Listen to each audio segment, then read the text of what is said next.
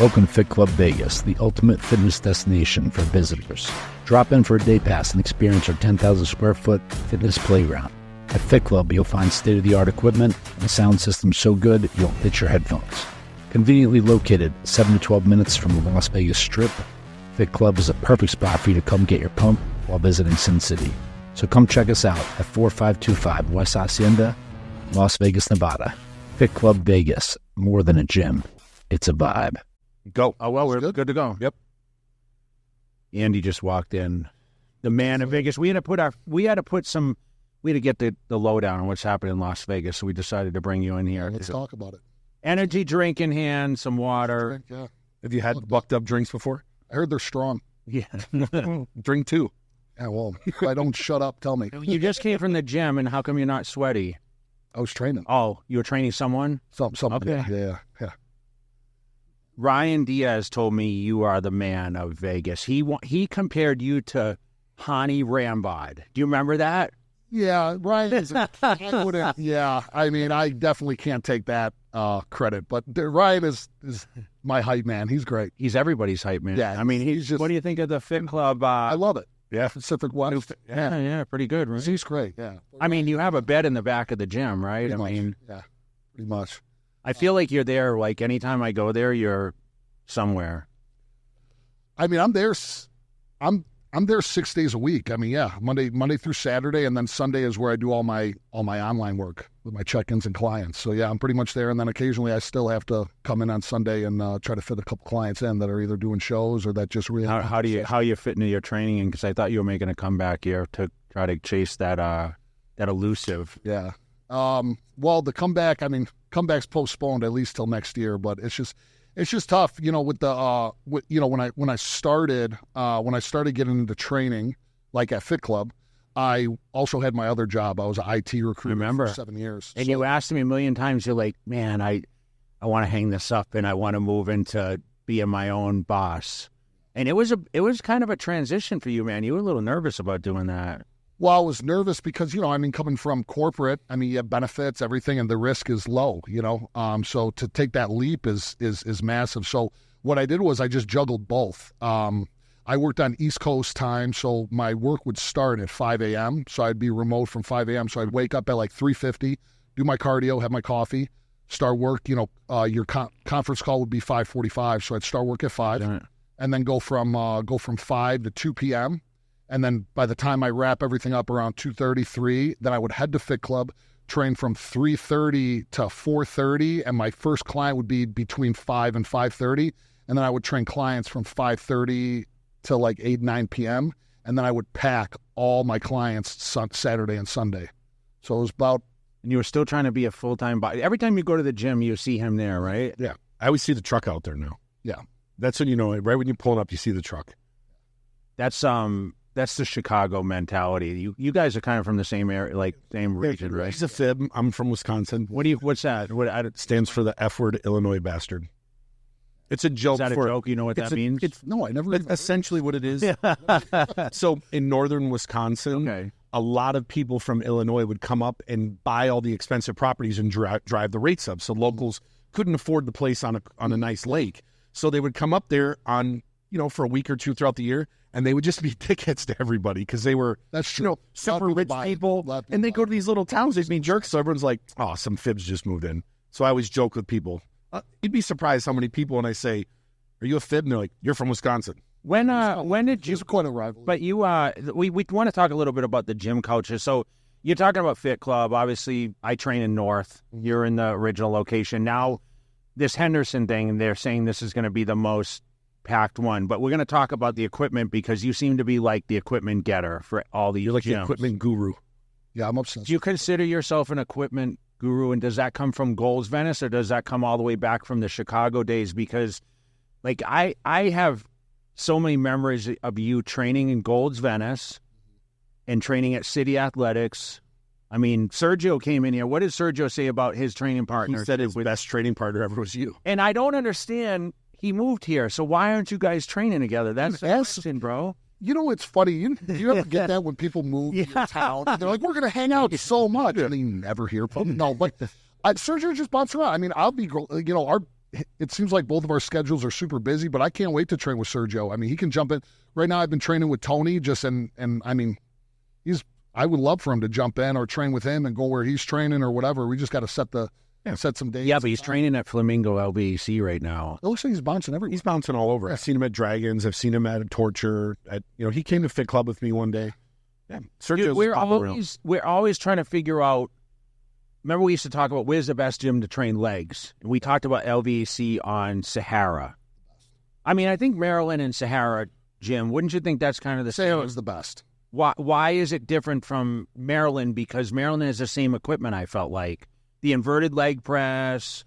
What else did they have that we liked? The plate-loaded seated leg press and the pendulum. The pendulum. Yes. That was the best pendulum. So they had the AFS horizontal leg. The AFS, they stopped making that. And the competitor's edge pendulum or competitor's pendulum, they stopped making that one.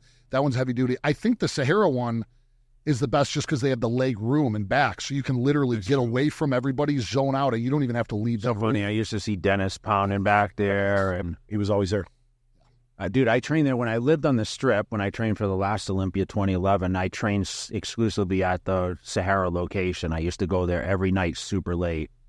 And, man, I had some really good workouts there because it's still the only gym, LVAC, really with metal plates besides Maryland. Is that that's not Maryland's the original, right? Maryland, yeah. Their offices are there and everything. So I guess, you went to City. City closed. And who are you training with at City? Were you training with Milos then, or? So yeah, he's on here every week, Yeah, so Milos actually, when Milos came back to Vegas, this is when he I guess he wasn't allowed to we were just talking about this last night. Yeah. So Milos, when he came in, him and Matt Maldonado stayed at my place, and he's like, "I'm hiding. I'm not sure if I should be here." He's like, "Don't tell Sean Ray." I'm like, "I don't know Sean Ray," But it was during the expo, and then after the expo, Milos was like, "We're gonna." And I was training. My partner was Hida Tada and Joe Tong. Oh yeah, Joe Tong and Hida Tada. I trained with them for years when Hida was doing. He was doing. I think it's when he won or the 212 Arnold, right around that time, and then he did the Olympia. And then when Milos came back into town, he moved up back into the Open. Remember, he gave the Open a couple more runs. So when Milos came into town, we worked the expo. We were all at our booths, and it was expo was ending, and it was right around 9-10 p.m. And Milos was like, "We're doing legs," and we ended up doing legs at City Athletic Club at midnight. Shut down me, Hida Tada, and Matt Maldonado, and it was the typical. Hida Tada trained pretty hard though, didn't he? I mean, I would say he's one of the hardest people I've ever trained with. Milos told us he tried to kill him in the gym, and he just kept going always, which is crazy, So this is how at least at the time, when Hide was competing, you would be upstairs at City at 3 p.m. Every day at 3 p.m., he would be stretching, full body stretch, full mobility. Whether you were there or not, he wasn't waiting for you. You were there at 3. And if you pulled out your phone, he'd kind of look at you, and he'd be like, "Is there an emergency?" And I'm like, "No." He goes, "Okay, no phones." So he was very serious. But I mean, it was, like I said, I grew like a weed. It was the most intense sessions I've ever had. And yeah, I don't think anybody trains harder than Hide. Stamina-wise, endurance-wise, I mean, almost probably, at the brinks of overtraining. Wow. But he's a complete animal. And me and Joe Tong still rode it all through. We did all of Milos's workouts, and then when Hide was working with Patrick Torr, we did the SST type style training. So we did a bunch, and then heavy duty. I mean, just for years, it was just different training. When styles. did you come to Vegas, though? You came from Gold's Gym, right? Well, I moved from Chicago to Vegas in 2016. Okay. And then I got a place. I stayed in Vegas for a year, and then I got this. It was just this weird thing. I got a home invasion when I was sleeping. I was just kind of it was really weird, and I was just. At the time, I was friends with this girl, and she's like, "I'm moving to L.A. Would you like to just, your lease is up in a week. Would you like to move with me?" And I was working 100% remote, and I was like, as long as we live close to Gold's, I'm good. So we moved to we moved right on Venice Boulevard, and I stayed there for a year. Were you in Mar Vista? Yeah, Mar Vista. Yeah, right there where that. Right across. It's an LA Fitness and stuff right there. Yeah, right across from Lincoln Boulevard. So I'd ride my bike 2 miles to Gold's, and that's when I started training. I knew Sergio previously from Chicago. But that's when like we started texting and we linked up and we started. You guys ever train when you lived in Chicago? No, but we would get together and stuff, but no. We wouldn't train. He was bouncing around barbell compound quads like downtown. What's Chicago. the best gym that you trained at in Chicago most of the time? So it depends. We like train at when we went. Something barbell or American. I mean, USA gym? We never went to Quads gym though. That was pretty. It was a little ways out of town. I forgot the name of it though. It might have been USA Gym. It's all by USA. No, Chuck's not. Yeah, that's where Melchett trained. My picture's on the wall there. Yeah, your picture's on the wall at all. Yeah, Stan. Yeah, which one isn't? Stan was training there for a while. Yeah, that's the one. That's the one we want. I like Jack Jack Gym. Yeah, Jack Gym in Montgomery. I just like the vibe there and the energy. But Quads probably has the most equipment. And then at the time, Barbell Compound was open. I think it changed to I think that's Fitness. that's where we went. Yeah, we went to Barbell. It was something Barbell. Yeah, Barbell Compound. Yeah, It had a bunch of rooms and stuff. I remember small rooms, super packed with equipment. Nice gym. Midwest style. Yeah, it's awesome. I love the Chicago gyms. Yeah, that was we went for Fit Expo. 18. Fit Expo. Chicago Fit Expo, 18. 17 I went. We only went for one day, though. We flew I know, but do you Pittsburgh. think you're always trying to create the Gold's Gym Venice vibe to the gyms here? Do you think how was it? How was the scope of it? Because listen, I go there now and it's not like there's not the every who's who there, right? Yeah. I mean, you probably seen everybody, but you weren't there in the heyday when I actually witnessed like the absolute freaks, you know? Because I mean, yes, I see you pushing some crazy weights in some of the videos from Gold's Venice. Yeah, we were training hard. Who were you training with most of the time there, Sergio? Sergio. Yeah. And were you training late at night or? Oh, we did mostly like 3, 4 o'clock, but then I Who know. were you training for then? Well, Sergio was training for the Chicago Pro, so I was just training with him. No shows for you? No, I wasn't. I was battling like some knee thing, and I just moved to Venice, so I was just kind of like What year out. is this? This is right after I did USA's 2017. So from 2018, 2019, yeah, like maybe late 2017, but like let's say 2018, 2019. I think Regan came out there around that time to come train. He trained with Sergio, Psycho, right? Psycho, yeah. Yeah. I remember seeing Sergio in there, and they trained a couple times. Yeah, so that might have been right when I left, or maybe right before no, I think it was right before because I remember that video. I think it was right before I came out. Yeah, I was training with Sergio like 6 days a week. And did you go? So you went to Powerhouse after City closed, or where'd you go?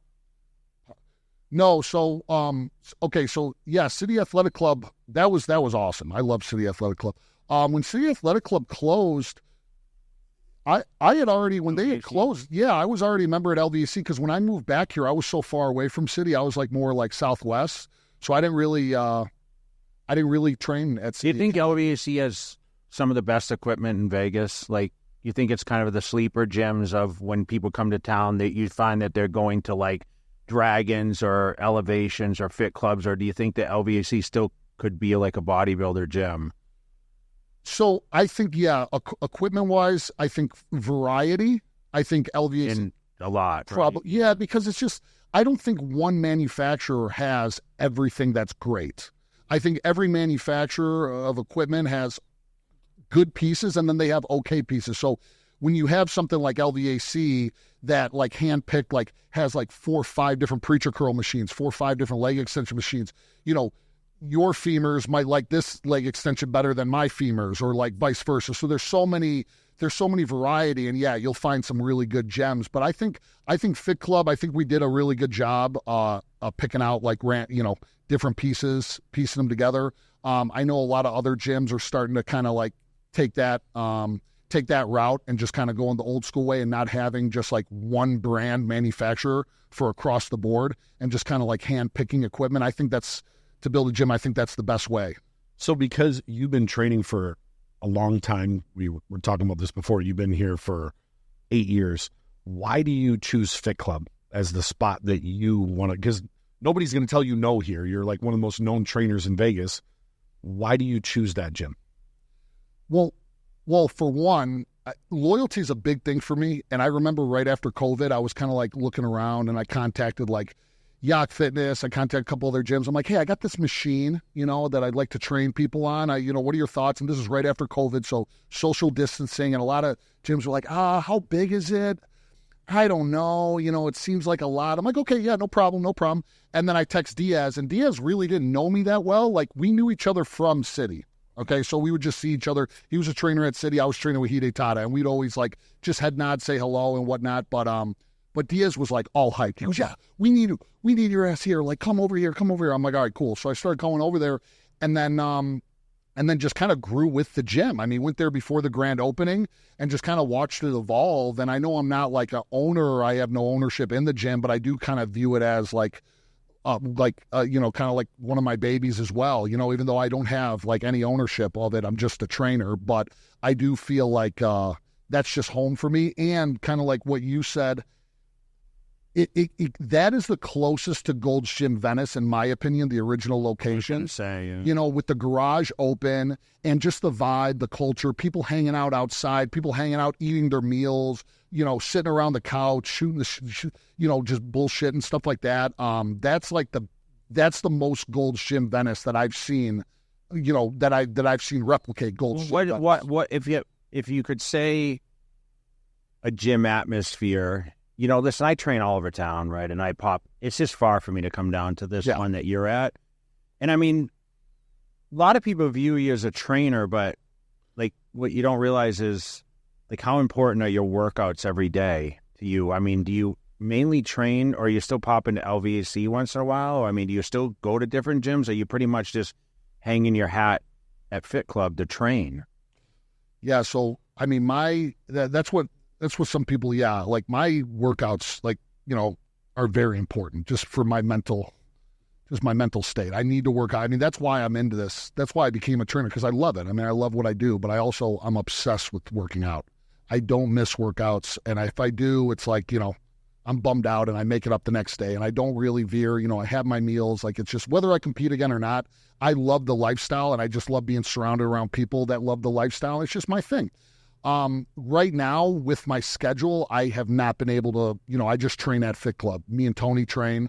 We have the same schedule. So we train, we go, I work all morning at Fit Club. Then I go to another gym, train somebody. Then I come back to Fit Club. And by the time I come back to Fit Club, it's like 5, 6 p.m. And I don't really have, much time to venture off. But once, if client load starts cutting down, I would probably pop back into LVAC. And just for a change of scenery. And just obviously it's nice to go to a gym that nobody knows you. That's kind of like the thing. So you can just put your headphones on and be zoned out. You don't have to talk. You have gym memberships at other places in town? Going on. When I first moved to Vegas, I only trained at LVAC. And then when City opened, me and Doug Green used to train every night for like 3 years. Yeah. And other than that, I never went anywhere else. I always went to the LVAC on Flamingo. And I would go at night. I'd go at like midnight. Next door. Yeah, I live right there. And I would see Mark Anthony in there. I'd see Craig Goliath. And if I went during the day, but for the most part, I went at like between 11 p.m. and 1 a.m. because it was empty. And you'd have the run of it. And it had every piece you could imagine. It was it was so big, it's kind of overwhelming. Yeah. Because you're like, I would see your video. Yeah, but the question is like right now, like now you got Panadas and you got like Atlantis equipment. Like LVC doesn't have, I don't think they have any of that stuff, do they? No. Hammer, right? No, they don't have Panadas or Atlantis, but they have Paramount, Bodymaster, older hammer strength with, I think older hammer strength's great. Flex equipment's like made a huge comeback too. It's funny because Mark Nally came to see me this weekend at the expo, owned it. And I was telling him like the price of some of these used pieces, what they're selling for, especially the leverage pieces. Yes. It's crazy, right? Crazy. How the equipment's gone through. And like, I'm sure you made a lot of contacts and you found some of the old Nautilus equipment, like that original stuff, right? Yeah. Hey, didn't you find 2 sets? I mean, both gyms have it. So how did you find that stuff? And like, do you just search? We search for houses and cars and whatever else. I think you sit online and search for equipment, right? Is there still stuff like like in the last, if I asked in the last 7 days, have you looked at any equipment? Yeah, I'd say. Have you today? What? Not today yet. It's not over. So I actually I met one, a lot of that equipment in the back room of Fit Club. Like my uncle owns a car shop or like a buy here, pay here car dealership, like no credit. So he goes through like old warehouses that are just like, shutting down and just, selling the whole warehouse for like a couple $1,000s, and he just cleans them out. So he'll call me and say, hey, I got these. He doesn't know anything about equipment. Yeah. So we got a lot of those chest presses and stuff for like, I got them for like $300 to $500. I bought that Flex back row in the back room. Which is a good one, yeah. Yeah, for $500 from that's Lee Priest's favorite one. Yeah. It has the weight stack on it. Yeah. It's really good. With the It was at Cold Business, actually. Yeah. They had it at Cold Venice. Yeah. And then a couple of my clients actually would reach out to me, and they were like bartering like gym equipment, or just, hey, will you do them, or like, hey, will you coach me for a month or something like that if I send you, or like work something out here? And then he had the Nautilus pieces, one of my clients, John, and then we had already had the 2 Nautilus pieces, so then I got him in a group chat with Ryan, and Ryan ended up equipping, put the all the Nautilus pieces in the Norfolk. Were brand new. I mean, I heard one, they came from some guy's house or something. I don't know if it's... Yeah, some of them are just, you'll find like some, garage gyms. And you were hooked on that from Venice, obviously, because they had those pieces, those blue pieces in the second room, right? Those were my favorite extensions, the ones that you had to crawl on. Yeah, I'm not a super fan of the lying one. Okay, yeah. Does that make sense? Because there's no like adjustments on it, right? Well, one, it's like, it's a one size fit all. It's from whatever. I don't even know what 70s. 70s to be, right? 70s, yeah. The chain drivens. Yeah. That's why I think it's good to have, that's why it's good to have like a couple different, we got the Rogers leg curl too. That's totally adjustable. Mm-hmm. And then you have multiple, you have the Body Master standing leg curl. Then you have the Hammer Strength standing leg curl. It's good to just have a ton of variety. Then the Body Master seated leg curl. So like I said, like one person, that's why I like equipment and I like the variety, because one person's favorite machine, another person can't stand it, especially when you're talking like, if you're, like 3-4 inches in height is a huge difference in how a piece of equipment feels. How do you think Vegas landscape is now compared to 5 years ago with the gym?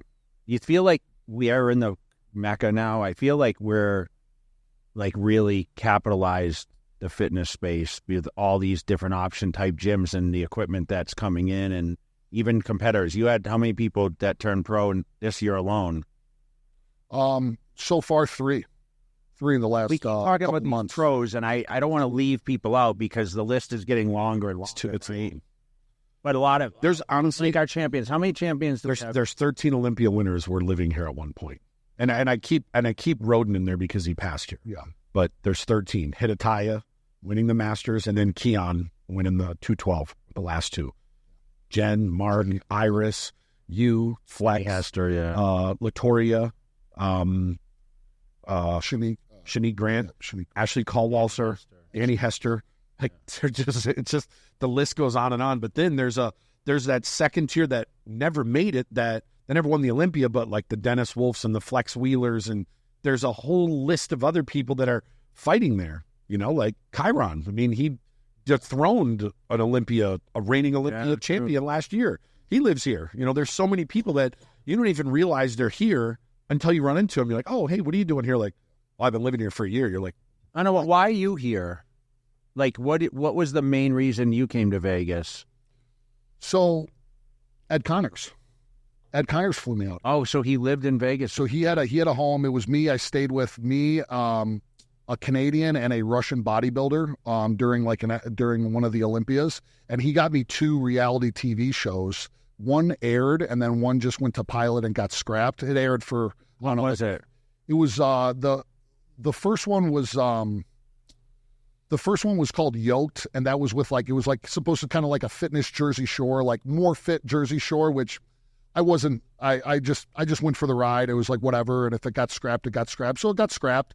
But then the talent manager of that one got transferred to not the CW, got transferred to Pop TV, and reached out to me and Freddie. You know Freddie. Yeah, of course, yeah, because he used to run the gym at Kilo. Yeah, what it was called, David Martin. Yeah. So he reached out to me and Freddie and was like, hey, I'd really, with your 2 personalities, you guys got good ratings. I'm the last one. I'd like to start your own show. So I ended up, I was like, I'm just going to fly. I worked remote, I worked remote for a company called Bartech in Michigan. And so I just called my manager. I'm like, hey, if I adjust to the time zone, because instead of 8, I'll start at 5. Are you cool with me moving to the West Coast? She's like, as long as you're here for, your meetings and stuff, I have no issue. I'm like, cool. I'm a morning person. That's fine. So I packed up my stuff and I just drove. I met a roommate through a girl I met through a meal prep company. I never met the roommate. I Venmo'd him 1 month rent, and we started living on the Strip at the Allure. And he was like a host for Hakkasan. It was a lot of fun. Yeah, he was on Are You the One? And I think a Real World Challenge, multiple. He was pretty. So did you go to the clubs at the time? Yeah, you did. Huh? Yeah, first year. We have to. I can't imagine you going to a club, man. Yeah, first year we went out pretty. It was the best club back then. I liked Excess. That's still the longest running over 10 years, dude. Yeah. I remember it opened. That must be one of the longest running. I remember the first time Little John DJ'd there because it was the first time they let a hip hop act in the venue. It was the biggest deal to him. And that was like 3 years after it opened. So we're talking like 2010 or 2011 they let him.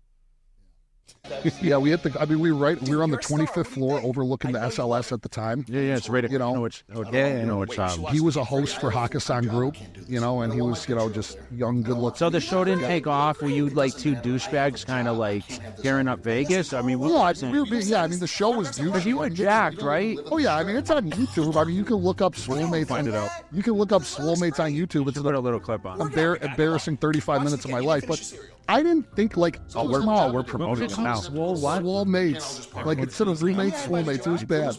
But it was like, keep in mind, like, I kept my job. I didn't think it was going to be anything. I'm like, okay, I have a job. They want to, I think I got like $500 or $1,000 for the pilot. I'm like, cool. I took a couple days off work and it was like a week of filming. And I'm like, if it goes, it goes. If it doesn't, I mean, I'm right where I am. It's not a big deal. It's nothing to lose. So it was fun and it's something to laugh at, in the future. You don't think how many people, because I did the same thing, how many people got in a vehicle and drove to Vegas with no plan?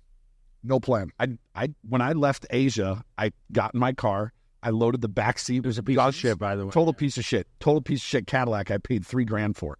I put a bunch of guns in the back seat, and I probably shouldn't say this. I mailed all my gear out here because I didn't want to travel with it. I lost it in the mail. Oh, geez. No way. Oh, it was like the biggest, because I wanted, I was still swole back then. He wanted to be a pro at one point. I don't know if you knew this or not. Well, when I was young, yeah. So I remember shipping and I'm like, because I don't want to get caught on the road. And it got lost in the mail. So, and I moved it. I came here. I had, like I said, I had a backseat full of guns, all my clothes. I drove out and I pulled in. I'm like, well, let me find this spot. I saw the first place I saw. I went in there, and that's where Angie and I lived in the same building. Yeah, it was the first place. I rented an apartment. I had What was it back then? Do you remember? $675. What was your one bedroom?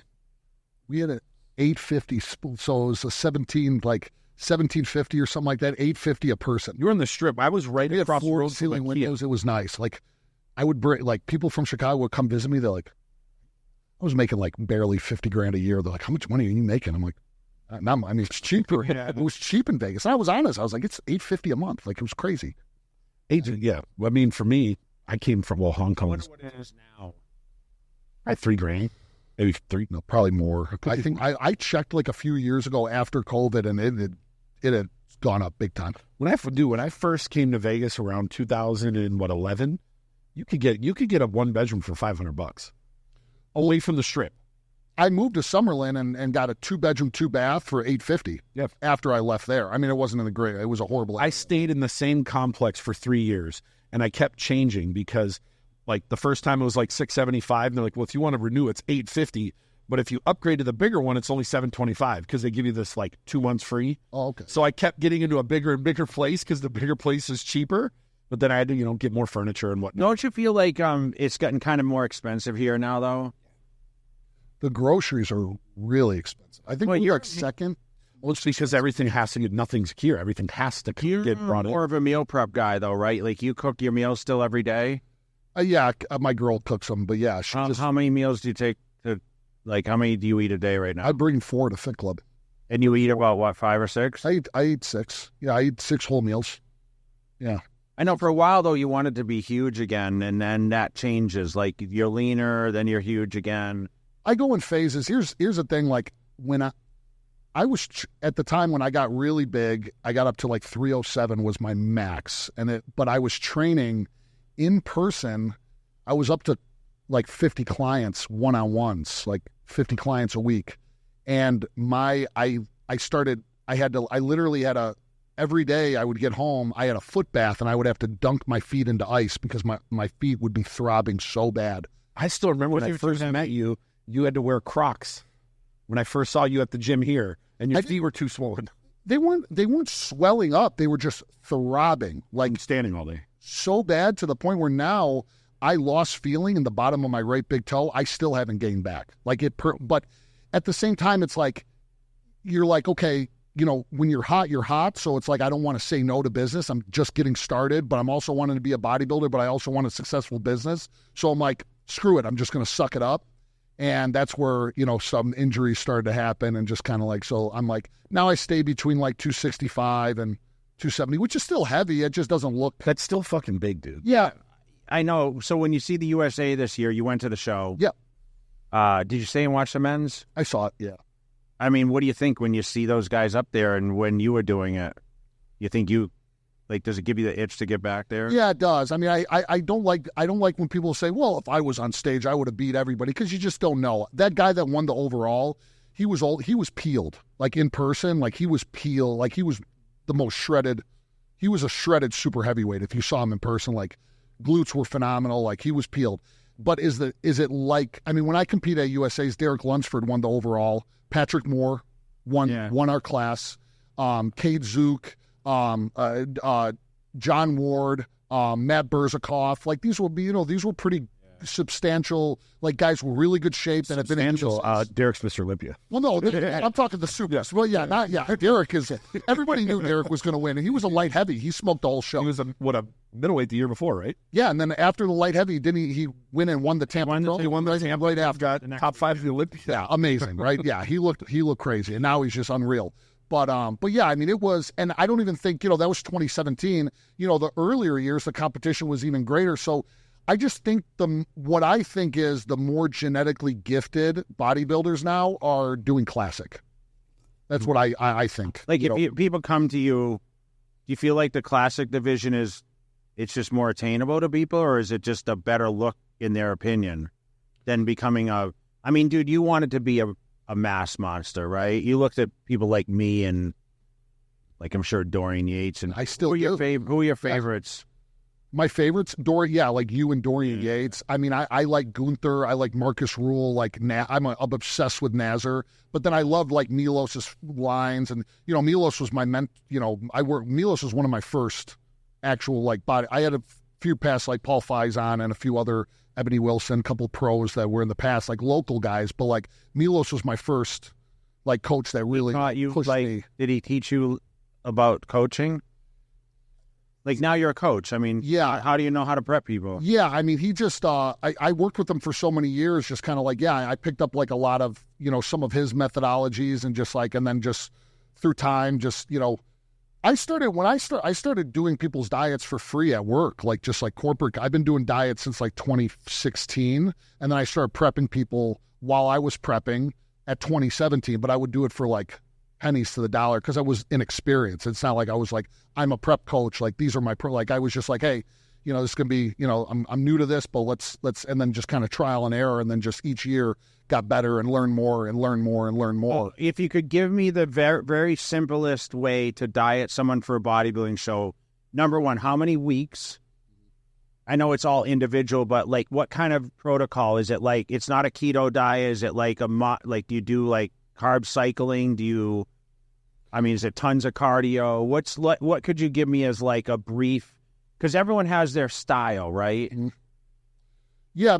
So, I mean, no, I don't do keto. I've done keto diets on myself and like check ketones and everything. And I've tried every diet on myself, but no, I've never given a contest prep client a keto diet. Yeah.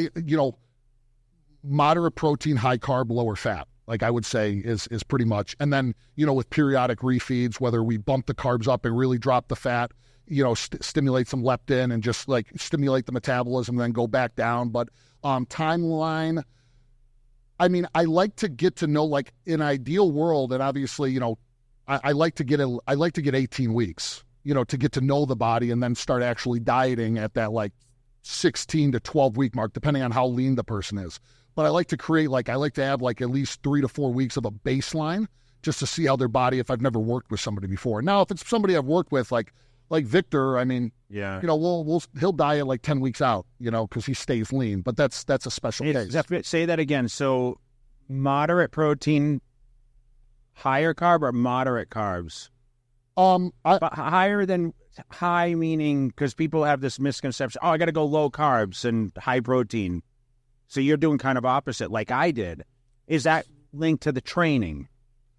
Because of your training methods? Yeah. So, I mean, so obviously I can feed somebody more if they're training with me. Okay. Harder. 100%. 100%. But yeah, I've done the super, super high protein. I just notice it kind of backs up digestion, and it just constipates a lot of people.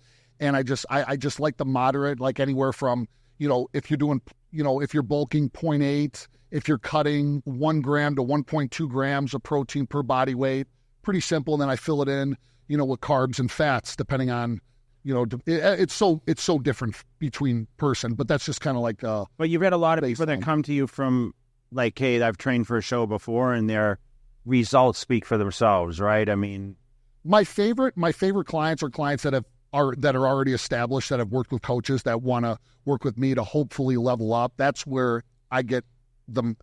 That's why I get the most excited, that they can really compare my coaching compared to what they've had in the past versus like a newbie, because I've had newbies leave and then they come back or whatnot. They don't know what to expect. I do ideally like someone like a Victoria, or someone that did worlds and stuff like that. Like that's ideally my favorite client. So speaking of newbie, what a nice transition we had here, just accidentally.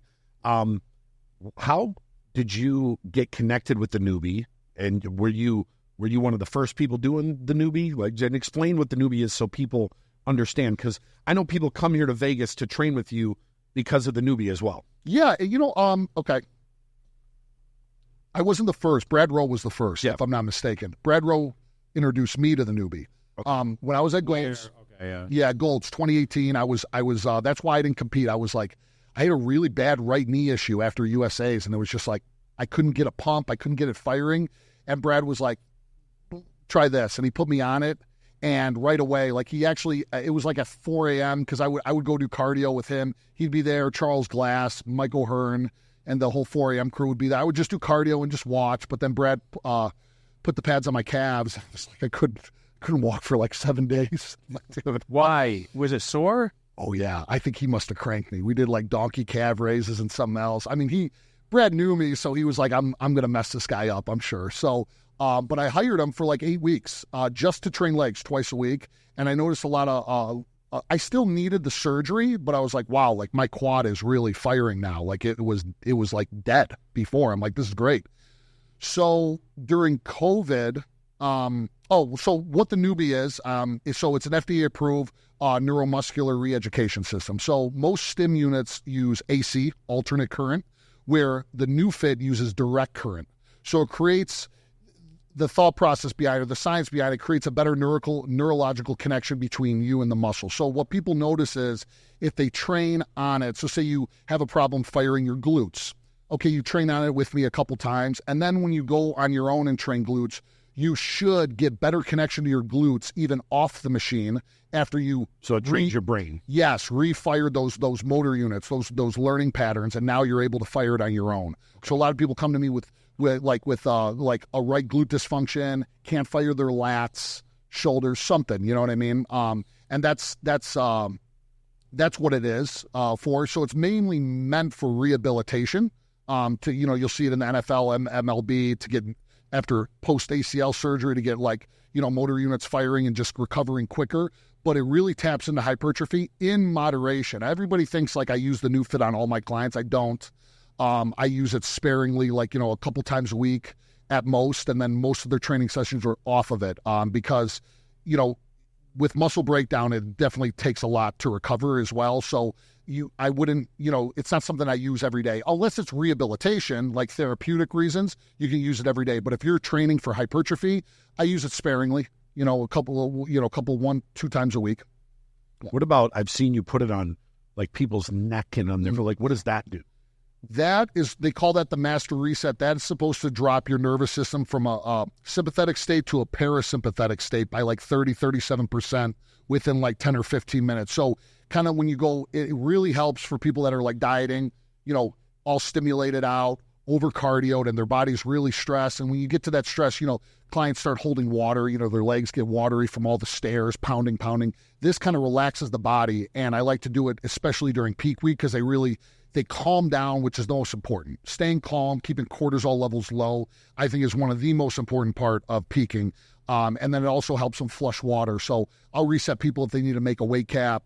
I resetted some power lifters before meets. And then just, I've resetted, people with tremors. And then if you saw on the, that Steve Medina with the Guillain-Barré syndrome, these autoimmune diseases, I like to reset clients that, reset them first to drop their nervous system to more of a parasympathetic state so they're open to learn more movement patterns when they're more relaxed. So your body can learn better. Your body can learn better when it's less stressed. When you come in and you fight or flight, there's a lot more resistance. So I like to, especially if people have any like actual issues, I like to reset them first and then go into rehabilitation, training or whatever it may be. Pacific West Injury Law.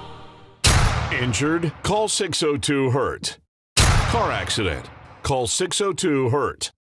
Our firm is dedicated to you and your recovery. I've only done it. I never trained with it, but he put it on my shoulder once because this shoulder had 6 screws put in it, and it only goes up so high. But within a couple minutes, I was able to lift my arm all the way up. I think you had me use like a 2-pound dumbbell, something small. But then the next day, I felt like I hit that truck. My shoulder was pumped just from that. Yeah, I mean, I thought it was good. I mean, it's just a lot of work to put it on, right? But like you're saying, I mean, the question is like, people are always looking for that answer when it comes, like you said, a certain amount of injuries or whatever else, right? So for me, like, my shoulders, I was having trouble firing, and when we put it on, but this technology wasn't around when I was doing it. I was working with massage therapy, and I rave about this neuromuscular work. So the question is coincided with that. I mean, do some of the clients do tissue work and this kind of? I mean, they all should. Yeah. I mean, does it help you get any leaner, you think? Well, you got to think of like, so how do you qualify? Like, you're giving us a whole rundown, which dude, you never spilled this knowledge to me, but there's a million people with newbies out there. Mm-hmm. So what makes someone a good operator versus because there's certain settings, like you're like, I'm going to turn this up a little bit. And I think at one point I was like full capacity or something. On your shoulders, not the legs. Yeah. At the shoulders. So yeah, shoulders, because of how much you use them, like more scar tissue you have on your body, the more you can handle. So it's not a matter of like. You think my shoulders had a lot of scar tissue? Oh, yeah. Think how much you used to pen those things. I knew you would say something. But isn't it funny? Like, I noticed, like, like certain body parts shrunk, and people are like, "No, he's whispering all this." Yeah, like, no one's gonna hear you. This is the talk. But certain body parts shrink, and you're like, "Oh, what the hell happened?" You're like, "I'm not pinning as much. It's not inflamed. So you don't look as round. That's why you're not huge. Why don't you just start shaping up like I used to put shit in my shoulders? So even gear, like, it just inflames it. It makes it rounder. But that's a good quote. So I do think a lot of people, like, practitioners do, or I can't speak for them, but I have a different way of using it. I'm not like, the training is what's most important. It's not the machine. It's knowing how to train. You know what I mean? So it's like knowing like how to train your client for whatever their goal is, hypertrophy or whatever it may be. And it's not just about like throwing the pads on and just cranking it to as hard as they can. You have to have fatigue. There's fatigue management in there, like, how long are you, what frequency you're going to use, how long are you keeping them on? A lot of times I'm not like I told you before, sometimes I'll just do, I'll put it on for like 2 exercises and then take it off and then freestyle the rest of the workout. Like, you're good. We got it to fire. We got blood flow in there. You're good. Like, because sometimes like some of these long workouts, so to answer your question about the fat loss thing, sometimes it can be too much, because you got to think of the pads as like you're taking a rag out of the washing machine and you're wringing it out. You're wringing out all the water.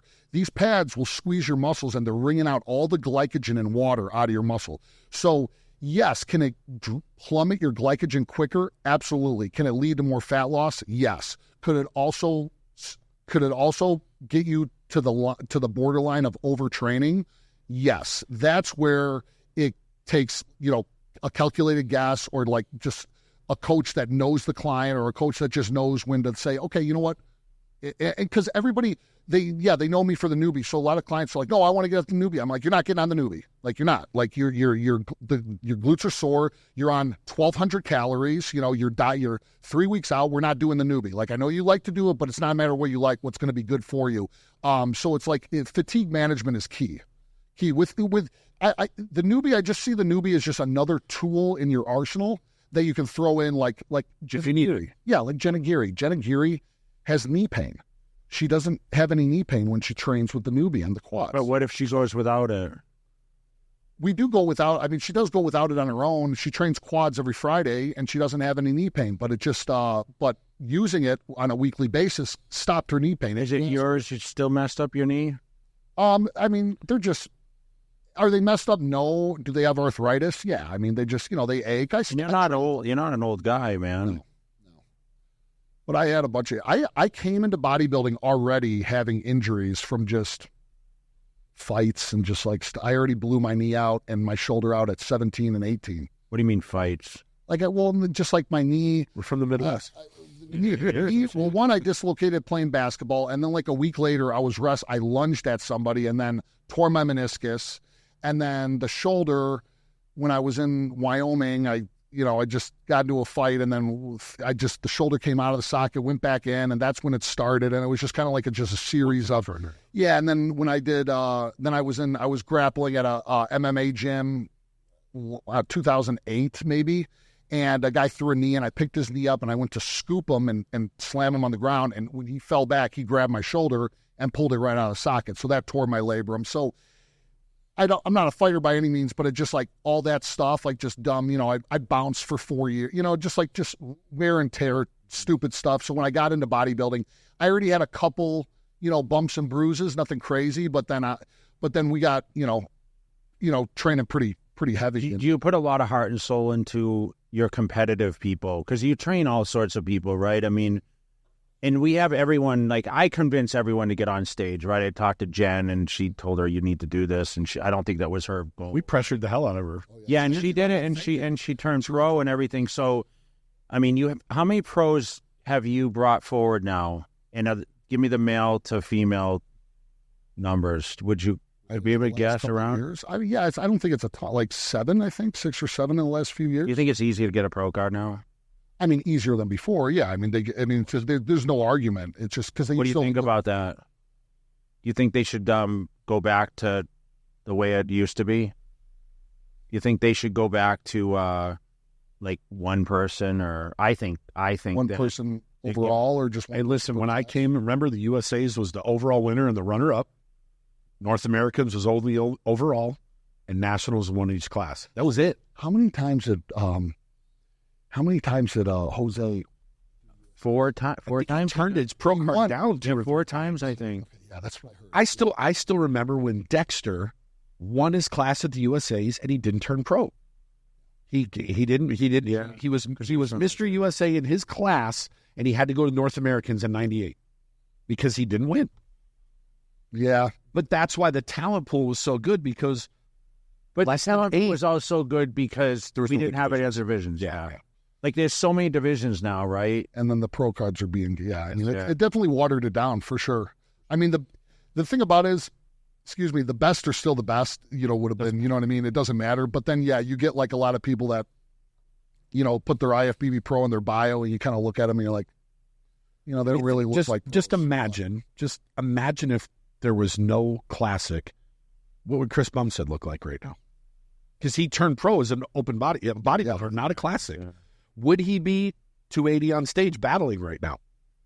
Yeah, I don't know. I do think, though, classic, though, especially to the younger generation, it's like, 90s, the mass was in, and then I guess in the 2000s, it was still in, but like 90s, like the mass was really in. And now, this era, the more like the vacuums and the more classic lines are in. And, who knows what's going to happen in the next, in the next 10 years. I mean, it all goes in trends. I mean, I was just going to say what's going to happen in the next 2 months. Olympia's in 2 months. I mean, you have two 12 guys that are top 2 in the world. Yeah. Do you think Andrew Jack, have you seen him lately?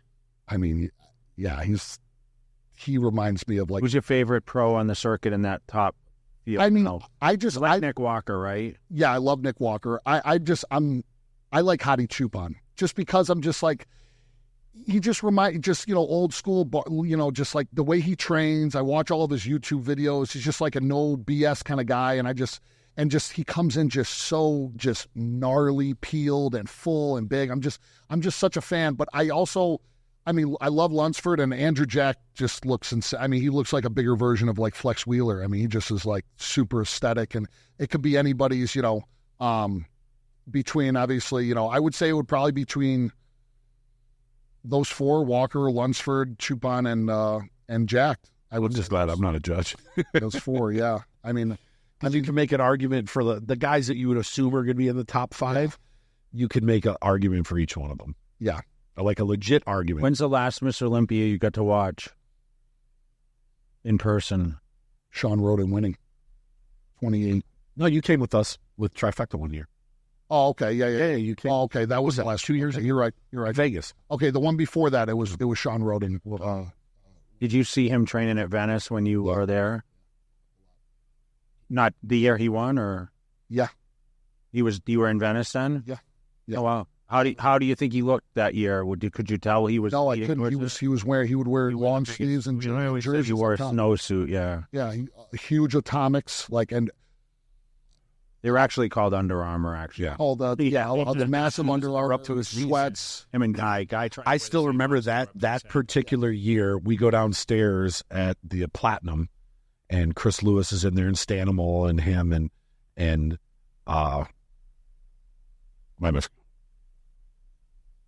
Animal. No, it's his coach. Chris Aceto. Chris Aceto's in there, and I remember watching them look at him, and I went, and I think I texted Jay and I said, Sean's going to win this year. Oh, you saw him in the room? No, downstairs. There was a little gym in Platinum, and Sean was posing, and I was just like, how many weeks out? It was 2 days before the Olympia.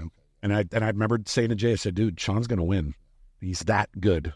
His posing that year, too, he had the confidence too. It seemed like wasn't even breathing. Like you saw no. Psycho destroyed him on the pose. I mean, it was like turnaround. Yeah, it looked like he was Psycho used to have him pose, and he would put lights on him, heating lamps, so you felt the heat because you're going to be under the stage to simulate it.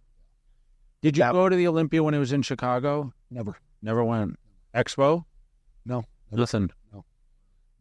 But I would drive hours to Ottawa, some stage shows. To see Branch Warren guest pose, Victor Martinez, and then Ronnie Coleman. For Jeff Johnson's show. I think so. Well, I competed. I guess Mo's there. They had a pancake house and a strip club, silver, slippery silvers or silver something. Silver Slipper. Silver Slipper. Yes. Yeah. We invited Ronnie to go to Silver Slippers now. I took Ronnie to a strip club. You didn't come see me there? I was guest posing then too. The only times I could make it was when Victor Martinez was there, and then because keep in mind it was like a 2-hour drive from me. Yeah, it was. It was all one fields one way. I mean, it was an easy drive, but it was long. I used to guest pose there. But yeah, I took Ronnie to a strip club in 2002. He guest posed for Deke Warner in Orlando. And Marcus Haley calls me and says, "Hey man, Ronnie wants to talk to you." So I go over by Ronnie. He's like, "Hey man, I want to go see Marcus." I'm like, "It's at a strip club," and he's like, "Let's go." So we drove. Working there then? No, he was just partying. So me and Ronnie drove down to downtown Tampa. He's walking in and out of these spots, and he's got those big flaring pants on and a tank top going in and out of these places. He's like 320 pounds. I miss those days.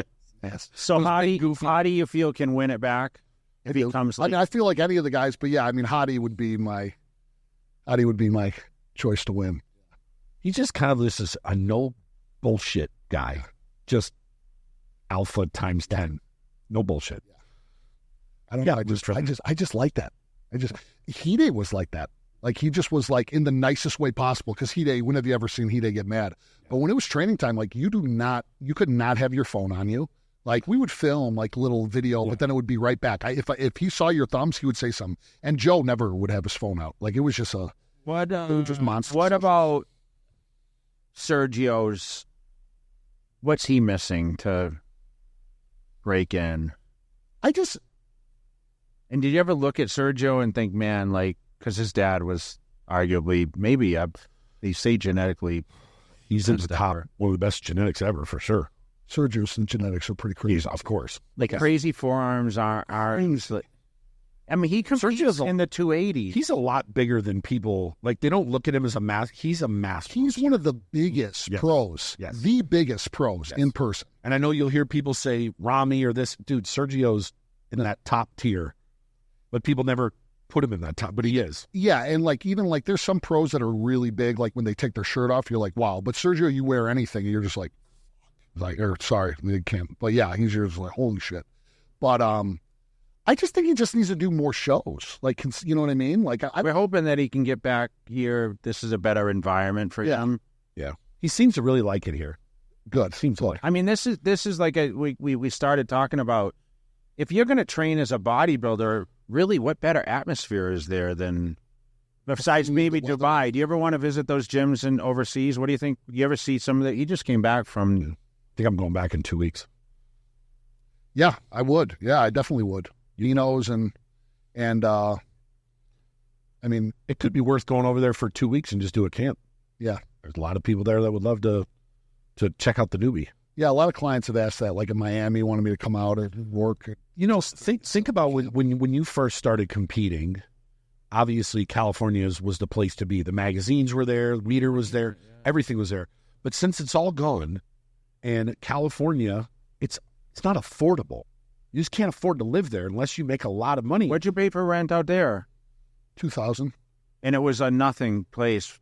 I think we just had mold. I would constantly get sinus. It was just, I shared And you rode a bike. I mean, I had a car, but I mean, you know. Shop at Ralph's right there. I shopped at Smart and Final. Really? Yeah, it's cheaper. Smart and Final. They still have those here? Yeah, they had, there's one in Sahara. You go? I didn't know that. No, I live too far, but I would. You probably should go check it out once for old time's sake. Do a video. Smart and Final, Brad Rowe would go to Smart and Final, and that kind of, that was like but no, Vaughn's was out. Vaughn's at the time, it was like $7-8 a chicken, for a pound of chicken. Crazy. That's what I hated when I stayed at Ed Connor's on the beach in 93 for the first time. I just remember going to the supermarket, and remember, I was buying meat from the butcher. I lived in the country in Massachusetts. So it was like kind of shocked to me to have to go to the supermarket to buy chicken breasts, and I didn't really know what it cost. I used to buy like a whole case of eggs. So when I had to buy eggs in California, I was like, wow, they're really expensive here. And that was 1993. But if you're a bodybuilder and your contract, say, pays you X amount of dollars a month, why would you live somewhere so expensive when you could move somewhere here, state income tax? Where else can you go get healthy food? To be in the environment. Well, that's what I'm saying. The environment's here now. The environment's here. It's affordable. Where else can you go get sushi at midnight if you want and just get rice and chicken or rice and salmon? It's rains. Do you go still here or not so much? What are some of the top restaurants that you go to? Like, you guys been out a bunch of times for dinner, right? No, we've came out a couple of times. I feel like Fleming's. What do you like? One sushi? time. Do you like? Actually, we went to what's it called once too? One that everyone likes to go to downtown. It's sure $2,600. Yeah, Barry's all right. Yeah. Where's your? So if anyone's coming to town, what's a good restaurant? Like all these people come for the Olympian Fit Club. Are they doing a special for the Olympia? They are. They just haven't told us what it's going to be yet, but they're going to do something. Yeah. For a week pass. Yeah, I mean, all the sushi places. I like Kaizen Sushi. Yama's okay. There's this other place. I can't pronounce it. My girl knows it, but it's this small hole in the wall. I'll find out the name. Starts with a T or something. Do you eat all you can eat? Yeah, it's all you can eat. Yeah. I like the all you Still have a big appetite? I'd imagine you eat more than Matt, which is I can't eat like I don't even like to. I eat twice a day. I don't even like my appetite. It's too much. It's just like, it's too much. But the all you can eat sushi. You ever go to Strip? No, I don't really go to the Strip. You done with it now? No. Yeah, I don't even. Unless there's a purpose. Yeah, it has to be a good purpose. I can't even fit in the parking garage. Oh, with your truck, yeah. Mine's the same way. When I drive through, I'm like, Just I'm waiting to hit a Would ramp. my Tesla smoke your truck? Right. Didn't I send you the? Yeah, you sent me. What was the thing racing? What was it? Your truck against? Was it the Raptor R? No, what was it against? Was it Tesla? Yeah, I thought it was a Tesla. And you smoked? Did you smoke Yeah, it? that truck did. Yeah, I think we need to have you two race. Okay, so you have air conditioning yet? I have air conditioning. Oh, you do? All right. Yeah, but I'm dropping it off next week. The air conditioning? No, the truck. Yeah, I didn't even want to know. Stuff. It's the loudest TRX in Vegas. It'll be the fastest TRX. No, is it the loudest? I mean, that thing it's idles outside. Yeah, it was honestly. It still has the cats on it. I mean, it still can. I don't know how it just started by one. How do you go from a Hyundai to a TRX and spend double the money you spend? Like you put some money in that thing. Okay. You told me at one point, I don't give a shit about cars. And I don't. And then you're driving this crazy. And now your car's got more money than a Rolls Royce.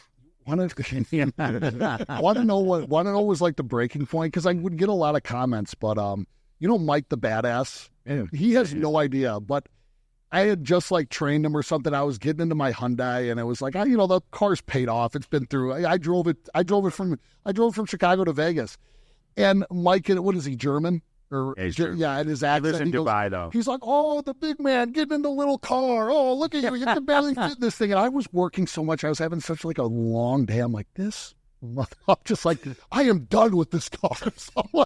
So then I talked to him. I'm like, so that was like it. I was like, I'm getting rid of this. I'm done. It's been, a lot of my clients have made comments about it and just like, oh, I think you have a nice car by now. And I'm like, all right, whatever. And I don't, because like Jay said, I'm not like I was never like a big car guy or. Even pulling up at Fit Club, because all these guys would pull up. By the way, this reminds me when I flew coach to Dubai, and I'll never fly coach again after the guy called me out.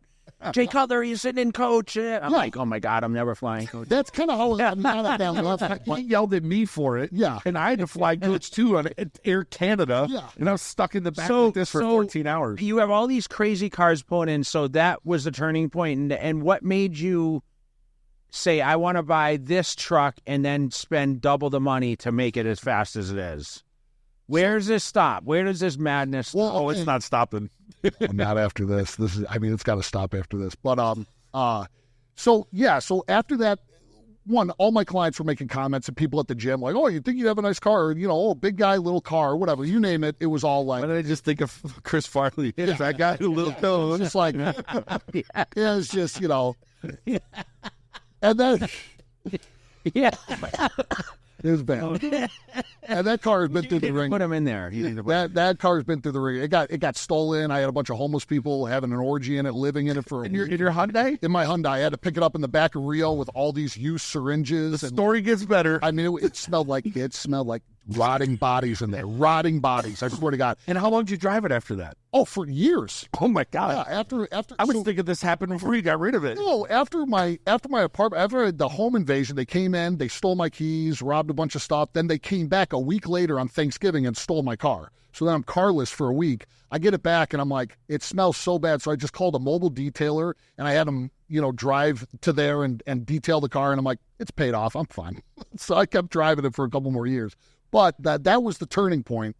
And then I started looking at trucks, and I taught my accountants, like, hey, you need a write-off. Like, you need to buy something X amount of weight. Like we talked about. Yeah, he said Dodge, Chrysler, or Dodge, Chevy or something. So I started looking at Chevys at first. And then my buddy worked for Dodge and Chrysler, and he was like, you need to look at this. You need to look at the Rebels or the TRXs. And I'm like, dude, it's a big price. It was a big jump. $100,000, yeah. So I ended up looking at one, and then I was just kind of like, I talked to my accountant. He's like, my accountant told me to do it. And he goes, you'll save 8 miles to the gallon. Yeah, he goes, gallons to the mile. Yeah. So, long story short, because it's probably not a story anybody wants to listen to, but it's like I started by I was like, I want a louder exhaust. So I replace, I get a Brola exhaust, I get long tube headers, not realizing the long tube headers mess with my airflow. So now I'm dumping gas, and I'm like, now my gas mileage is really dropping, and now I have to tune it. So then I had to tune it, so now I void the warranty. And now I'm like, well, I'm right here. I might as well. Down the rabbit hole. And then it kind of just started piling up, and here I am. I'm just thinking the fact that you got robbed, and they came back to steal a Hyundai. If I'm going to rob a car, I'm going to get something really, nice and expensive. Just a Hyundai. And you know what? I was literally naked getting in the shower, and I'm like, I heard my alarm, like my thing go off. To say you had an alarm on it? Well, the unlock. Hyundai has a distinct sound, but there's other Hyundai Elantras in the apartment complex, and I'm like, the shower's running. I'm like, oh, there's no way it's mine. I'm like, whatever, because I had a spare, because I didn't file the claim for that insurance, because that'd be car insurance. They'd have to swap all the locks. I was like, I'm not going to pay that deductible. So whatever, I got a spare.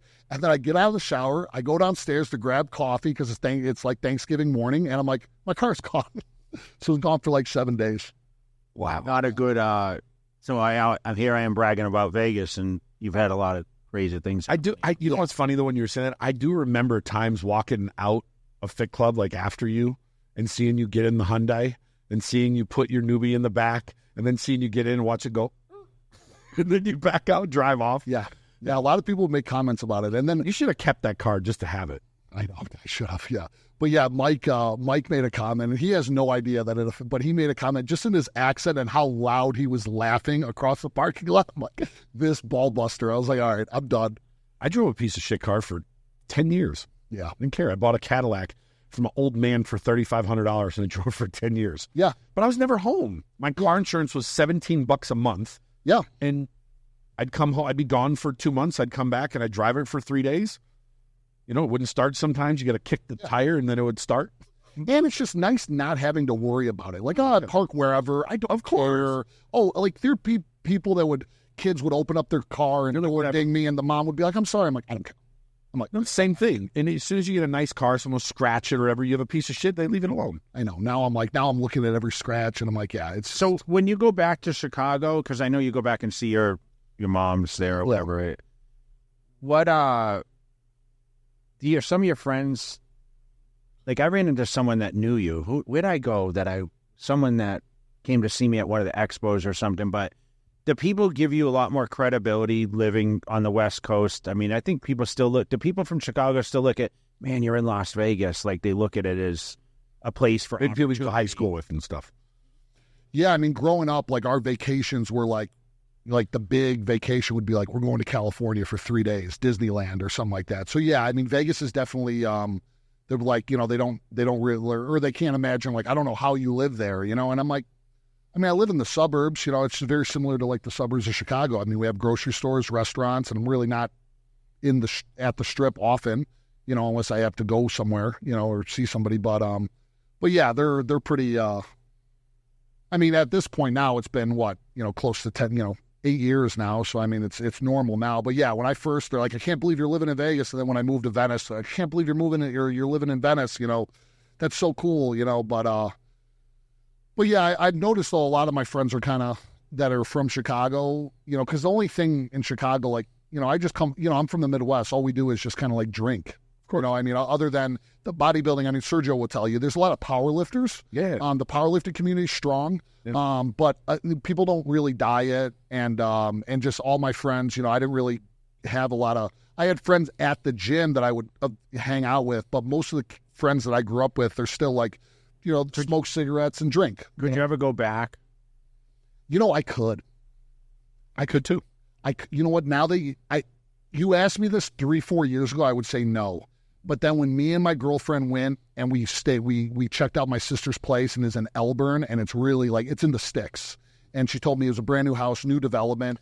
And we were talking about getting my mom a house there. And then they're like, what if you move there? And I'm like, man, like, maybe not now, but like in the next like 10 years or something like that. If everything, I go, that would be at least to have a second place where I could just like there's something nice if your family's still around and you're close to them to be all. I feel the same way now. Yep. I just turned. I've noticed you changing a lot in recent years. Yeah, I wouldn't. I would. I mean, and I almost now regret. My dad passed right after 2 years ago, 2021.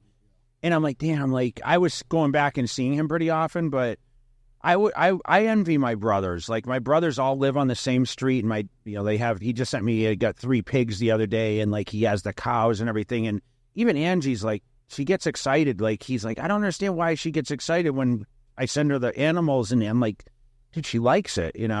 She likes that kind of living, and like it's very, very simplified compared to like, I don't want to say it's a rat race here, but like we're dealing with now the overspill of people moving because of the no state income tax here, and obviously the business is booming here with with sports teams and everything else.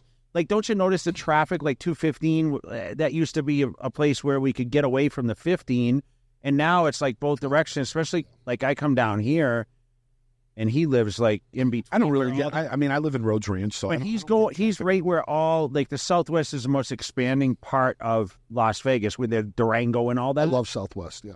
And I've always lived in the Southwest. Where I'm at, within 2 miles of me, there's literally everything you can need. 4 or 5 grocery stores. There's 3 or 4 gyms there if I really want it. Really nice, girl. Like nice grocery stores. They're nice grocery stores. From my house, within 1 square mile, there's 4 all-you-can-eat sushi spots. And well, isn't Yama, is it what he's talking about? Isn't that the one we go to? What's the one? It's sushi. Oh, no, what's the other one, though? Sumo, Jenga. Okay. And then there's another one right in the corner of that complex. But it's just easy for me because I can get to the freeway within 5 minutes. Usually, 215 is not that bad of traffic compared to other major cities like this. For a city to have 2+ million people, and at 5 o'clock right now, you'll be going 45. Yeah. Anywhere else, any other major city in America, you're at a dead stop for 2 hours. So it's just, I like that part. But we've talked about this a lot, I would have no problem moving back to the Midwest. Just living a quiet, chill, simple life. Yeah.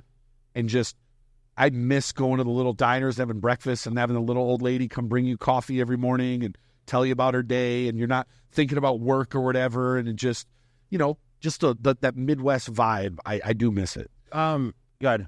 No, what you said about like, that's the thing. Like when you start, like, I'm 34 now. So when I start, when you start going back home, because now I'm only going back home with my schedule, like maybe once a year, maybe twice a year. I had a flight scheduled, had like 3 birthday parties going on right after USA's, and then, business happened and I had to cancel it. So now I probably won't see them again till like Christmas. But I mean, when you go home and you kind of see your mom, and it's been a year, and you kind of, now you can see your whole family, you notice the aging. Yeah. And that's where it kind of hits me, where I'm like, man, am I, is time slipping by? Selfish. Yeah, is time and then I'm like really in my head, and I'm like, okay, so if my mom, say so-and-so lives till like 80 and I'm averaging 1 visit a year. So I'm like, this is my 9th. I got 9 more visits. Or so, I'm just like, that's when my head goes. I know it's dark and but I mean, it's like, it's real. It's real. And then you kind of think, okay, now my sister has 2 kids. I still haven't seen her baby boy yet. And it's just kind of like, man, it's, I'm very jealous of my girl, Kelly, because Kelly is, she's with her mom. Her mom's here. So her mom's popping in her house. And I'm like, man, that's the life. Like that, you got it made. Like if you have somebody that you're close to, family member, and they live in close quarters and you're in a place that you want to be at, like where your business is, that's great. So yeah, that kind of crosses my mind a lot, especially as I'm getting older, and the more I visit, the more people are, you just watch them getting older, and it's just tough. I have 2 more questions for you. Everyone's bouncing away from in-person training. Mm-hmm. You said you do a little of both. Mm-hmm. Doesn't sound like you'll ever get away from in-person training. No. Don't you feel like that's important? I think it's very important, yeah. I mean, why do you think everyone's trying to get out of in-person training? Is it laziness, or is it... Yeah, I mean, people are going to not like me to say that, but I think a lot of it is laziness. I just think, because, it'd be nice not to be whacked out 12 hours a day, right? Yeah, okay. And let me backtrack that. I'm sorry. It's not just people that are having, like, people that have a client, like a client roster of like 80 to 100 plus, 200 plus, they can't do both. Mm-hmm. I get it, okay? And they have like a huge business model, but like people that just want to just stop and they have like, 15, you can do both. I have on average, I average like 50 plus online, and then as well, anywhere from 6 to 8 to sometimes, I would say now 8 at before 10 clients in person, a day. On average now it's like 6 to 7. But again, the quality of life though isn't, you're definitely sad. But my point is I just like in-person training. I like to be hands-on, watch the body evolve. And that's why I think you help a lot of people online, but that's where you really develop deep connections with some of your clients and real personal connections with in-person training. I've built some of the greatest relationships I have from just being in the gym, and then the connections, and then just meeting other people and then expanding your business from in person. And it's just like, I mean, if people just like want to do online, and that's great too. I mean, I love training, and I love training people, and I just love the gym, and I don't think that's going to change. It hasn't changed for over a decade, so I don't see it stopping anytime soon. Who's your bucket list to train with? It could be anyone from the past or current. Want to train with Hadi Chubin? Okay, yeah. So I have a handful. Of course, yes. I want to train with Hadi Chubin. I want to train with Dennis Wolf. Really? Yeah, I want to train with Dennis Wolf. Set that up. Yeah, I love train at his outdoor gym. Yeah, I want to. He might not remember. We talked about it at one show. But because I think he works out with Steve, who's friends with Ed. Ed, hear me. Yeah. I wanted to train with way back in the day. Remember Victor Richards? Of course. Have you ever seen him in person? Yes. How freaky.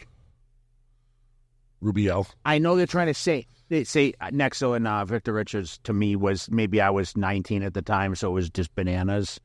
Crazy. He was in the upper 300s, wasn't he? All these guys you talked about, Nasa was huge in person. I remember seeing him for the first time. Why were they big? Victor Richards said he ate, how many calories did he say? It was something ridiculous. 30,000 calories a day, which is actually impossible. Yeah. I don't think that's possible. Yeah, I remember Brian Shaw tried to eat 25,000. He hit like 23.5. That was the most he could get in a day. I don't know. Maybe is it perception? Is it? I mean, he was 300 with no. I mean, even shirts, like you just see like the thickness in Nazar, and just like, I mean, Ronnie, yeah, Ronnie too. Like Ronnie's just no one is. Yeah, I mean, Regan's pretty big right now. Yeah, Regan is huge. Yeah, now I don't know if you've seen him lately. He's a big. Like even who stopped you? Did Phil stop you, or who said that guy? Like he's a big mother effer. Droney said. Phil said it too. I think in Dubai. Might have been Phil. I think he just told you that. Like he looked at Regan and he's just a big kid. And people don't realize how strong Regan is because he doesn't. That's what Milos told me. Yeah. When we talked on the phone, he FaceTimed me last night, and he was telling me how Regan's just unbelievably strong. Unbelievably strong. But doesn't really want to push it. Like after a back workout, him at 3:05 will just crank out 10, 15 pull-ups after a back workout at 3:05. 150-pound dumbbells. Like he won't go heavier than that. Well, at least like good, but he could. Like, for sure. Like easy. Like just. Well, at his gym in Canada, he has 200-pound dumbbells, and he used to always use them. He used to use them. Yeah. Okay, yeah. It would when I was training with him. I mean, it was I mean, it's smarter than, me. I like, if I'm feeling strong, I'll go all out, which I shouldn't, but he's definitely got some reserve, which is good. That's why he's probably as healthy as he is. But I mean, he is strong. I remember when you were doing the newbie. So Regan had a minor injury a long time ago, and he was scared to do bench press because of it. And then you started having to do the newbie with lightweight. And I remember the one day I went in there, I think you had like 365 in there and the newbie, and he did like 10 controlled. I'm like, that's a lot of weight to do, period, with the newbie on top of it and controlled. And it was after pec deck flies. Yes. So we would pre-exhaust his chest with flies, and we're still putting up almost 400. Yeah, but nobody ever talks to him like how crazy Nick would train, and Ian used to train stupid heavy, but Regan could train just as heavy as him. He just did never show it. Walker's pretty big. Nick's, he's stupid strong. You haven't seen him in a long time. Oh, no, Nick, Nick Walker's huge. Nick Walker has just got, I think, probably one of the best arms in the business, right around. If you saw Dorian Yates in his prime, I guest posed with him in 95. It was insane. I mean, when I saw him I was at the Gold's Gym in Hawaii, and he was there working out, and I remember seeing him for the first time in person. I was like, oh my goodness. I mean, his calves were ridiculous. But Victor Richards, you're right. Nasser was ridiculous in his prime. I mean, Paul Dillette was a monster. Remember how big he was? Paul Dillette, yeah. I mean, yeah, Nazar was just, watching him free. It was just crazy how fast, though, he kind of, after 97, 98, he was all right, and then 99, he just, and then 2000, he just kind of, just kind of like melted, like just it wasn't, but his body, he was freaky, man. He was freaky. Yeah, him and Victor Richards and Dorian Yates, and, I definitely wanted, Dennis Wolf. I mean, that's not hard to set up. Yeah. He'd probably love it. Yeah, that'd be like the bucket list for sure. Yeah, I'm sure I have a couple more You know, I mean, you were on the bucket list, but we've trained. You know, I haven't trained with you, but we've trained. Yeah. Well, you got to train with Andy. Not very exciting these days. You don't ever see him train arms with him. He'll show you the Form King. Oh, I know. Oh, I see the post. I see the post. Yeah. All right, so let's shout out where. How can people get a hold of you? Especially show up at Fit Club. Olympia's coming, and if somebody wants to reach out to you and get a session with you, or right now for in person, I'm pretty slammed. I'm pretty booked up till November. But yeah, I mean but yeah, just Instagram or for contest or lifestyle. I'll link your Instagram on the bottom. Yeah, Instagram. I'll put your cell phone number there and tell people to text you. Right. No, I'm just kidding. So. Well, man, we may have you come in and kind of go over some of these shows because we have a lot of we got a big Olympia coming up right now, and it's back in Vegas. You gonna try to go to the show? Steve wants to go. Okay. Yeah, of course. All right. You know what I'm thinking about? Like this Olympia, you could legitimately have, and I know every year everyone says this is gonna be the best one ever. You could legitimately have 5 different guys that I think could win the Olympia. Mm-hmm. 5. There's a serious argument for that. And, you know, I don't, not to change it, but I don't like how we're like, yeah, like a lot of people are like, oh, well, back in that. I just feel like a lot of people like pick on this era. Like it's kind of like a trend to pick on this era, but it's like back in the day too, like I feel like in the 80s and early 90s, like everybody looked a little more lean because the quality wasn't as good, like the graininess of the photos and stuff. Now we have such high def videos. You can see a pimple on someo's ass from like 2 miles away. You know what I mean? So like you can expose a lot more weaknesses now. And I think the backlighting a lot of these shows are just atrocious. You know, it's just way too much. It's washing out. I mean, I see some of these like instead of like having a a black backdrop and with all these like the light just it completely washes out a lot of these physiques and their hard work. Like you see them like backstage or you see them right before they get on stage and then you see the NPC News Online photos and you're like, all right, you know what I mean? Like I just feel like this is a really good era. I didn't see the USA overall winner look the way you just explained it. Yeah, I didn't see it either. I just saw the one. I just saw the picture and I'm like, impressive.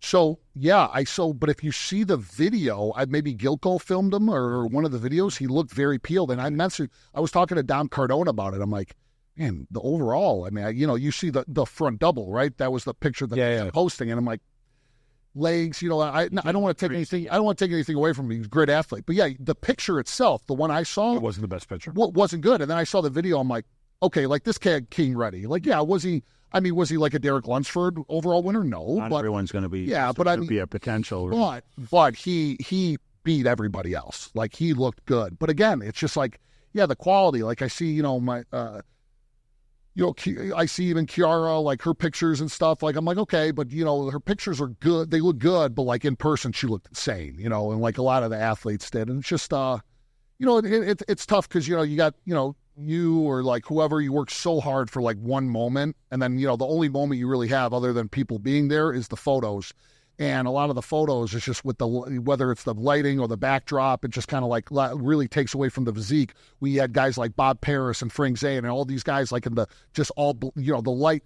I feel like now, like before was to showcase the body, now it's to like showcase the flaws. Does that make kind of make sense? It just seems like it's just more now we're like pointing out weaknesses versus like, oh wow, like this is a work of art. And I just think the top. Yeah, like you said, the top 6, top 8 people at the Olympia. I mean, these guys are the. It's kind of funny. We talk about the golden era. There was no sponsors in the back. No strobe. No crazy lights flying around. Nope. That's where the pictures, so people can look at that and say, "I like that." Change the scope a little bit of today's backdrop, and they might not look like that in that picture. Yeah. Or, like you said, if the camera isn't as detailed, you don't see it might look smooth, but if it was a camera was 3 or 4x less, it might not show it. And And for Kiara's USA, she did her own tan. That makes a difference too. We've talked about. Because I saw your podcast, Milo. Because I had a same conversation with somebody, and then Milos brought it up on this podcast. Something with some some of the tans, like creating an inflammatory effect. Yes. It ruins the grain. The vascularity diminishes. So, Kiara had ended up doing her own self-tan when I was there with her, and I came out great. But it's a long preparation. It's a long preparation. When we were in Dubai this last show, that was one of the better stages I've seen in so long. They still had the monitors, but the difference was the monitors were off to the side, and they were up high. Yeah. So when the judges were looking on, they didn't have anything moving behind them, and they saw everything perfect. You still could get your marketing in without bring back the old stages. Yeah, they should just bring back Dream Tan. Yeah, that's illegal. But Protan Diaderm mix, that was my key, and of course tanning beds, the Worth. I mean, you know what's crazy? No one does it. I remember Ronnie Coleman talking about he used to go in tanning beds, starting like a month out. It was I'm sure people do. Skin dry. I'm sure people do, but people don't talk about doing their own tans anymore. No, people still don't. A lot of people don't tan anymore. I tell people to tan, but it's like, tan, I think it's now in the era of like, more science. Like there's no science behind it, but I do. The science is. I'll tell you one thing. If I was Regan after the episode you guys had in Spain or wherever it was, I'd be tanning. I would be like bringing my Protan Diaderm. That was the one time in my life that I saw him. He tanned. We came back. And we filmed him and sent it to Milos, and I literally just watched him, and I said nothing. And I just walked in the other room, and I called Milos, and I was like, this isn't good. He's like, no, I think he thought it might have been exaggerating. He said, no. He called me bad. And he's like, really bad. Believe it. Regan just looked good 10 minutes ago, and now he looked 6 weeks out within 40 minutes of the tan going. His skin was puffy. His abs were almost gone. His lines were gone in his quads. What can you do? But he still got second. Because they obviously had to pull water like a motherfucker. Yeah, poor guy. Yeah, yeah, that's rough. There's nothing worse than like a last minute mess up like that. All the hard work, and it's so much for both the coach and the client. Well, listen, keep crushing it. Let's see how it unfolds. But make sure you guys stop over. If you see Andy at Fit Club, make sure you guys check him out. And once again, man, keep doing it. All right. Appreciate you guys having me.